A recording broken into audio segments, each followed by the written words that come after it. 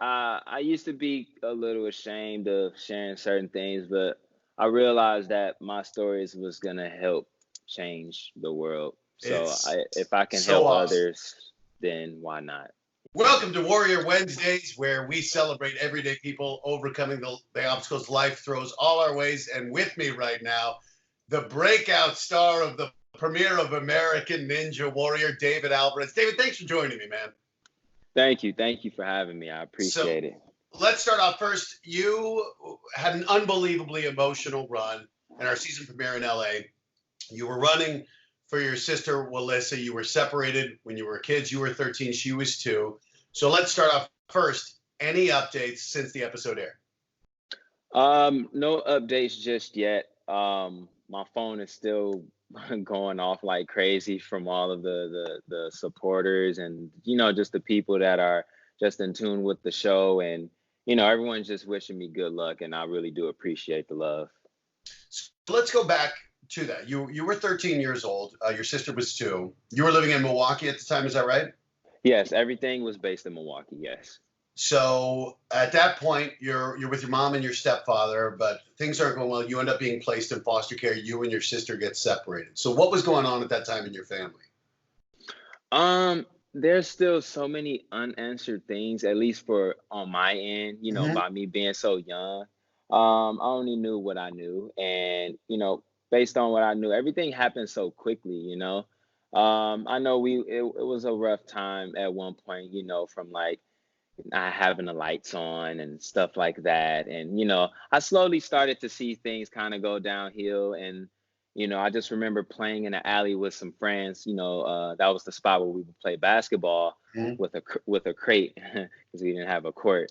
And I just remember one of my friends running up to me and saying that they're kicking your mom out of the house. And I'm like, what?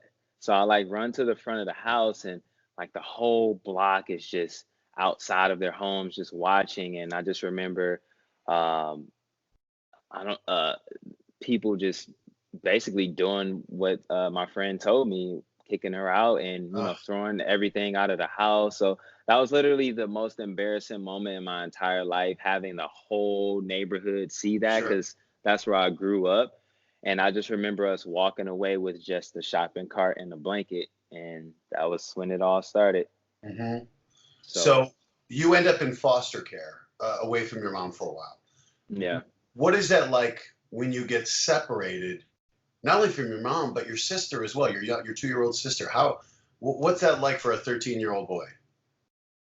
Man, that was one of the roughest moments in my life, just because I was a mama's boy.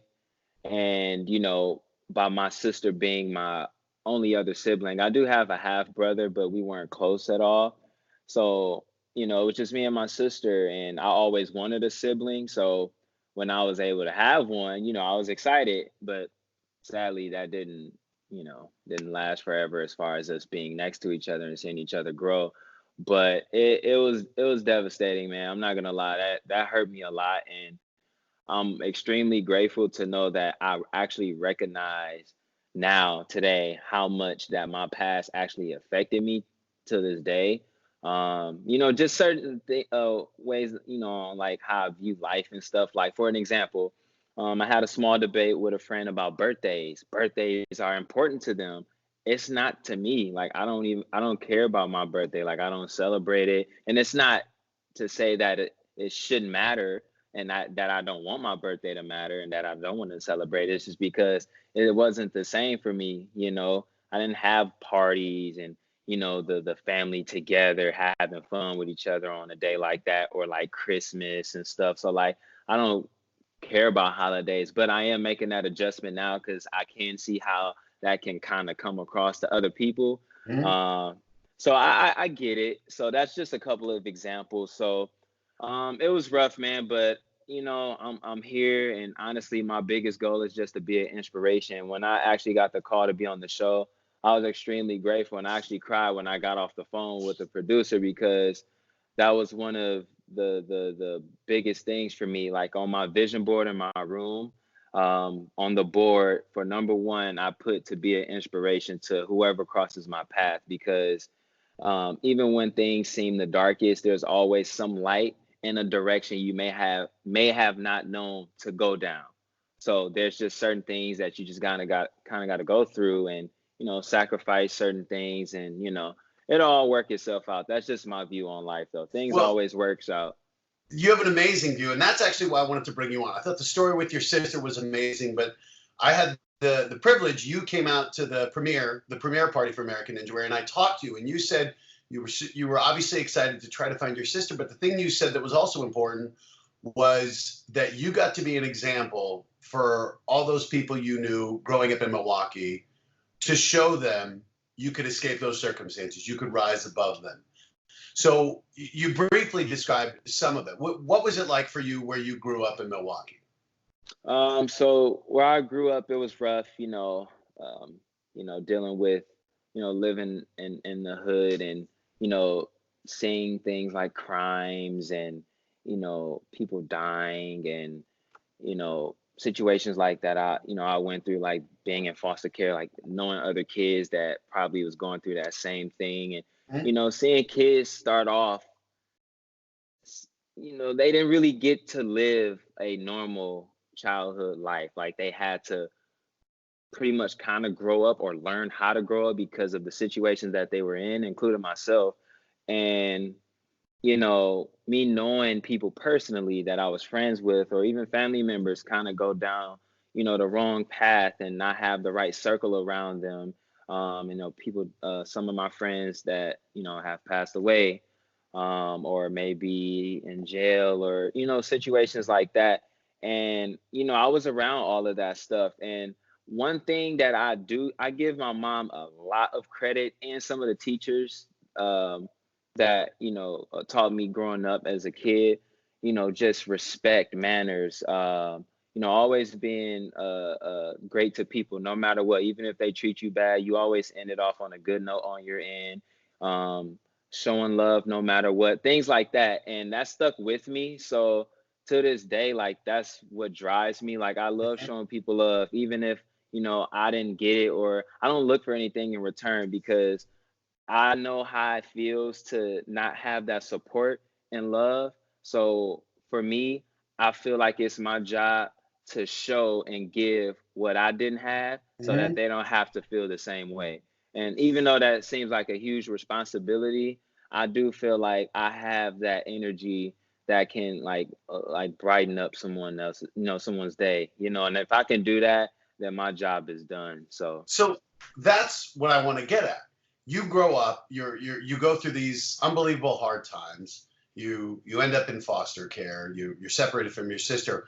What do you think it is? You learned respect. You had teachers and your mom, but what is it that you think gave you this desire to want to inspire people, and this desire? You moved out here to LA. You're in fitness. You're in Instagram success. What do you think it was in you that gave you that ability to rise above? honestly, my story, everything that I've gone through, from being separated from my mom, my sister, you know, feeling, alone, being bullied, um, being confused, Mhm. seeing things that I didn't want to see, hearing things that I didn't want to hear, um, going through the things as an adult, learning, growing up, moving to LA with on faith, not having anything planned, just telling myself, you will figure it out when you get there. Just go. Just do it. Why not? You've been at the lowest point already. So just go for it. Having the confidence, throughout the years, and learning. So my past definitely created this Mr. Successful that everyone know me as, and that's Mhm. where the name comes from. That's why I have the word successful tatted on my chest, and the cross on my arm that says 100% trust. Those tattoos mean a lot to me because they were my good luck charm. I got them when I was 16, and when I got the cross, I actually drew it out on paper, and then I went to someone and they did it for me. And basically, they represent, um, me getting out of those bad situations that Mhm.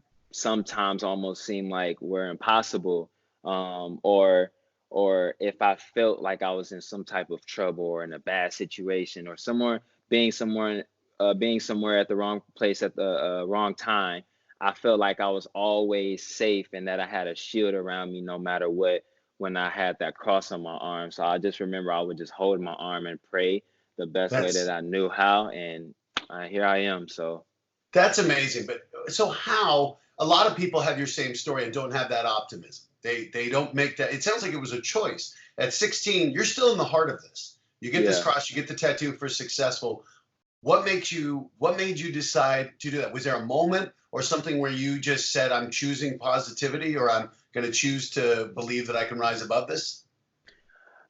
Um, I always had my mom's voice in my head. Since K5, when I started school, my mom will always tell me, "You're a leader, not a follower. You're a king. You're beautiful. Um, don't tell anyone that you can't be anything." Certain things like that. And she Hmm. would say that every day before school. So that stuck with me. And then on top of that, my teachers will always pull me aside growing up, and they will always tell me how proud they were, not about school, but just who I was as a kid. They will Hmm. always say, "We love your energy. We love that you're goofy," even though sometimes my goofiness got me in trouble because I I always can relate. disrupt class. But I will always hear that, and there's been some times when random people on the streets would come up to me and say, "I don't know what it is about you, but you have this glow about you," and it really made me feel good. And I just wanted to say, whatever it is that you're doing, keep going. Like Uh-huh. I would hear that, as weird as that is, but that things like that will help me. But also, this was one of the biggest things. Till this day, I don't know why I had this moment, but when I was 16 years old, I had a girlfriend at the time, and I remember her and I sitting at her table in the kitchen, and we were writing down goals. And I remember my biggest one on that paper was, when I turn 25, I don't know what it is, but everything that I've gone through and that I'm currently going through, and I'm sure I'm going to continue to go through things. I don't know what it is, but when I hit the age of 25, my life is going to start to adjust and be the complete opposite of what I experienced. And I literally said that till this day. Like, Mhm. I remember calling her and telling her, like, "You remember that time when, we were sitting at the table?" And I kid you not, when I turned 25, I hit a slight depression actually, where I was really low. I was feeling ill, didn't know what was going on with my body, and you know I found out that I was going through like a slight depression, and then that's when I started realizing how much that my past was affecting me because I was overthinking. I'm a Mhm. thinker. Like, I'm always like, what's next? What's next? What's next? Thinking about my sister. How can I, get my voice out there, or how can I make my life better in general? I'm always tired. I'm this and this and that, and just doing too much up Mhm. here. We can let our brains overpower and take over, and when you do that, it's kind of downhill from there. So, long story short, I started, doing some adjusting, and I started reading. I don't know if you're familiar with the book The Secret. I started reading that book, and what happened was I started doing all of the everyday activities, and slowly but surely I started feeling myself coming back up from out of that hole. And Mhm. then I wasn't a fan of reading, but that book made me so like anxious to hear and see what was next. I went and bought the other book by The Secret, but I ended up reading all of them in a row. And I started reading other books that were similar to it. And then things started adjusting. Then I got baptized. I started going back to church again. Um, and then on top of that, you guys called me, and like things just started like unfolding. Then I started thinking, and I was like, oh shoot, I'm 25. It was like, and I've noticed this every time I've gone through something heavy, or like there was just like maybe a bad week, not a bad week, but a week that was uncomfortable. Um, Something great always happens right after. Like, that's Mhm. always been my life. And things just started just kind of just being handed to me. It was almost like the universe was waiting for me to reach out for help, to seek, you know, um, like I don't even know how to explain it. Like Well, I was just, it's yeah, amazing that you have this optimism and that you have this ability to trust and to continue to choose the positivity given all that you've been through. And as you talked about the secret, it's funny that you mentioned that you were already employing that. It sounds like with the girlfriend saying everything's going to turn around when you're 25. yeah. So now you've chosen this positivity, um, but fitness, it seems, has also become a big part of it too. You're on Instagram. You do these insane workouts. At what point did you realize fitness was a tool, and taking care of your physical body probably helps with your mental state as well, I imagine? Yes. I think one of my best friends actually, he went off to school right after high school and he came back after first semester and he came back a little stocky and I'm like, man, what was you doing? He's like, coach got me lifting weights for basketball. And I'm like, oh man, like I want to do it. So that kind of pushed me to the gym. And I just remember the feeling that it gave me. I never felt it before. And I just remember the second day I worked out, he's pushing me, pushing me, pushing me. He's like, you better not stop. And I remember I got really sick. I ended up puking all over the gym, the bathroom. And usually people would, kind of run from that and not want to go back. But I went back. And at the time, I didn't have a car. I was working. I was trying to save up to get my first car. And remind you, I'm from Wisconsin. We get blizzards. We get the -20 degrees. We get Right. that. I would run miles to the gym, work out for 2 hours, run the miles back. And remind you, during blizzards, Wow. during the -degree weather, I would run back home, eat, do my thing, run to work 12 hours, and run back from work, and then sleep. And I would repeat that. I did that for 3 months straight. I went ghost on everyone, and then next thing you know, I started exposing myself again. I think Instagram was pretty new at that time, but I was bigger on Facebook with just the city of Milwaukee. Everyone's like, whoa, what the heck, like, are you taking steroids? I'm like, no, I've just been working out and stuff like that. And I just remember the feeling that it gave me inside. And because I was insecure about a lot of things, like my body, I'm 6'1", I weighed like 130 at the time, so that's really skinny. Um, Being told that I'm extremely skinny, and the battles that I was already battling with at the time. I had some like anger problems from that stuff. I never exposed that to anyone because that's not me. I love people. I love making people feel good. But when I was behind closed doors, when it was just me, I was battling that stuff, and it was really, really, really, really hard.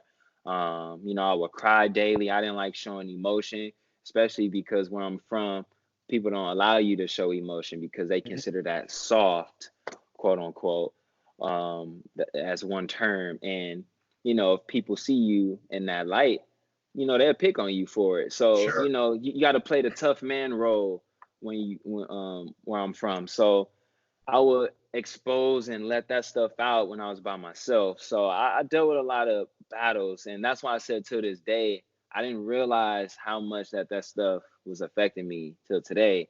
And now I'm in that transition of fixing things. And I would never cry in front of people. Like me crying in front of the world on Ninja was huge. Like that's how you know it was really an emotional moment for me because even now like I'm trying to keep it back, but like man, like everything that I've seen and just I know we all go through stuff, but just from my experience, like everything that I saw growing up and going through and the feeling inside, like really not knowing where I was gonna end up, like I remember there was a moment when I was younger, I didn't want to live anymore. Like I had a moment when I wanted to commit suicide.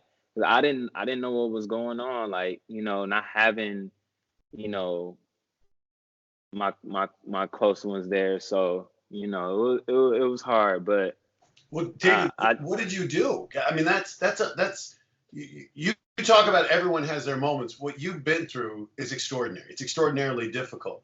When you had those thoughts about hurting yourself, did you at that point were you able to ask for help, or did you have to deal with that on your own? I did it all on my own. That's why, like, that's where the word, that's where the whole Mr. Successful name comes from, man.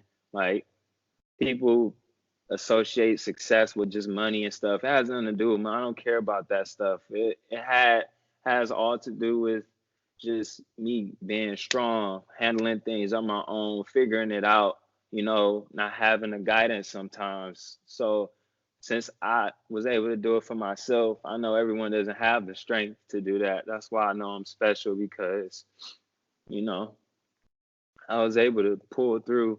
So I want to be able to be just a good life for people as much as I can. So through It's social media, I just do what I can with what I know. So it's amazing. It's amazing to me how you've overcome this and done it on your own. I think that's incredible. But so part of you touched on something there that I think is really remarkable about you too, and that is how open you are about this. Particularly when you said you grew up around people where you had to have this tough guy image, and I think a lot of people suffer on their own. And even though you've been helping yourself, you've really been dealing with this on your own. What I love is how open you've been with your story, and like you said on American Ninja Warrior, you've shared your story with us. You one of the great moments when you hit that buzzer and you're overcome with emotion. So at what point did you choose to say, I'm not going to keep this facade up. I'm going to be open about the things I'm going through? Because I know that couldn't have been easy. How did you make that choice? well, what happened was I I kept running into a dead end when I would have a normal conversation with people, and I started seeing a pattern. I started recognizing a pattern, and people always say, "I feel like I know you, but I don't know you," and I Mm, would hear that from multiple people, and I started sitting there and I started reflecting on that, like, what does that even mean? And then I started to realize that I don't really show anything like emotion, nothing. Like, I could be happy, sad, excited, whatever the case may be, and I'm just mellow straight across. hmm And that's just naturally, like, you can give me $1 million like right now, and it'll just be flat out just thank you. Like, I'll be extremely grateful, but that emotion on the face, like, wow, thank you, like, it just wasn't there. So that's one thing I'm working through. But when I started reading too, it talked about that stuff, being vulnerable. You can't hold that stuff in. If you want to be able to heal yourself, you have to let that stuff go. Even if you just said it one time, like, you can write your problems out, or you can speak it, and once you let it out, like, let it be gone. But you have to say it. You have to Right, let it out. You can't just keep it in your head, because it's gonna always come back, through a cycle, and right. it's just gonna haunt you every time. So, you know, just just honestly just being vulnerable. That's when I started realizing how important it was. And the people that I've met here that are my friends today, how vulnerable they were or are currently. hmm So I started seeing where my issues were through other people when I moved to LA, because the style is different, hmm the way people operate out here is different. So I was able to really recognize where my wrongs were, where I needed to heal myself. So that's why, I grew up a lot. It's been 3 years now, and I've learned so much. I'm a completely different Yeah. person. Like, it's crazy, but yeah, I'm happy for myself. Well, so am I. Now, you mentioned, of course, you want people in Milwaukee to get this message. So if any of them are watching this, any of your friends or any young kids who might be going through what you went through, what do you want to say to them? Like I said earlier, even when you feel like it's the end of the tunnel and there's no way out, look a little bit harder. There's always a way out, and it Mhm. always it and it's usually one of the doors you will least expect, and that will be the one. So, like, I tell people all the time, you just can't give up. As simple as that is, and I know people hear it all the time, do not give up. It's okay to go through stuff. I've learned that. It's okay to have one of those days when you're like, it feels like the world is attacking me. But those are the days that are molding you, creating that character that's going to actually teach you a lesson for the next step that you're going to need to get through that. and it goes on from there. And why not be able to go through something, learn from it? If someone you know is going through that same thing, help them out. Let them know, what you did to get through your situation. So regardless, I always find a good thing in any situation that may be quote unquote bad. So I don't really look at things in a negative sense anymore because nothing good comes out of that. Right. So for the final thing I want to say, we touched on this in the show, but you've been looking for your sister, Walissa. What do you want to say to her right now? Walissa, I just want you to know your big brother has never given up on you. I love you so much, and I hope that one day you can actually see how much love that the world is currently showing you, because I did this all for you, and the way that everyone feels about the story and that and the feelings that I have inside, I hope that you can take all of that, and I hope you can feel love, um, and just know that we're all here for you, and I love you, and I hope that everything is going well your way. Well, that's beautiful, David. I can't thank you enough for coming on. Everyone to follow David and see his continuing journey and to get some awesome workouts. He's on Instagram, Mr. Successful, and that L's a 1. Check him out. It's amazing. David, I can't thank you enough for sharing your story on American Ninja Warrior and really sharing so much more here today. I appreciate it. Thank you so much. And to everyone else, this is why we do Warrior Wednesdays, to get to share these unbelievable stories like David Alvarez. And like David, you embody this, man. I want to tell everybody, keep fighting.